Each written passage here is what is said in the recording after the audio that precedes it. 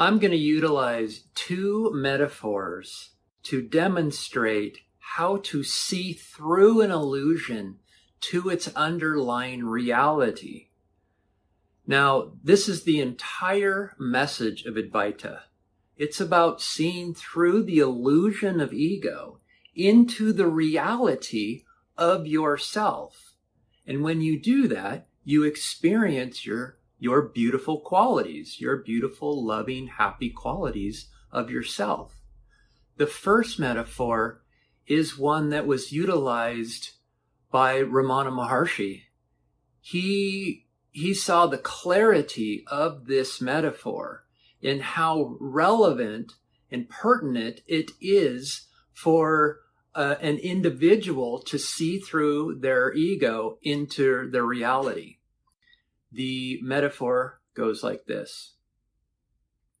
Imagine one evening you go out into your backyard and you see a snake. And all of a sudden you just tense up, right? Your mind goes, there's trouble, danger, your body tenses up, your nervous system might go into a fight or flight response. And you're like, what is this snake? How did this snake get here? And as you look closer to the snake, as you investigate into the snake to see what it is, you realize that it's nothing other than a rope the kids left out. And the moment you do that, the moment you see the reality of the situation, meaning you've seen through the illusion of the snake into the snake's reality of the rope, your body starts to loosen back up, right? The mind calms, the body starts to expand back into a normal state. And this is precisely what is being pointed to in the message of Advaita Vedanta, that the snake is referring to your ego, and the snake's underlying reality is the rope, which is yourself, your being. So as you investigate into the illusion of the snake, you find none other than its reality, which is the rope. And in that moment, you realize the snake never existed to begin with. It was only an illusion that was created in your mind. This is profound knowledge. This is profound wisdom, because this is seen through the illusion that creates so much turmoil in our lives into its reality, which is peace, happiness, and love. The second metaphor refers to the sun setting. Every night we can go outside and watch the sunset.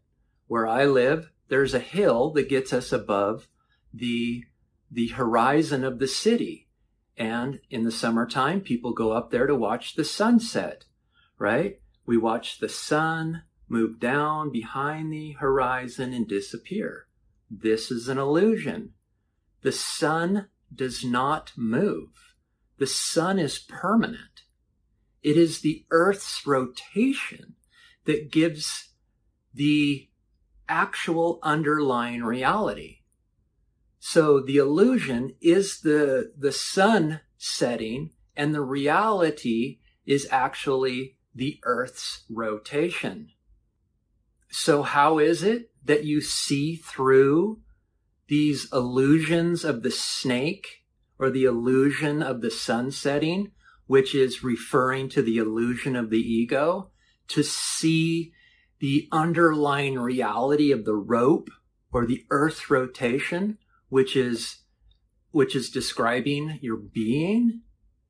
You turn your attention away from the illusion onto the illusion's underlying reality.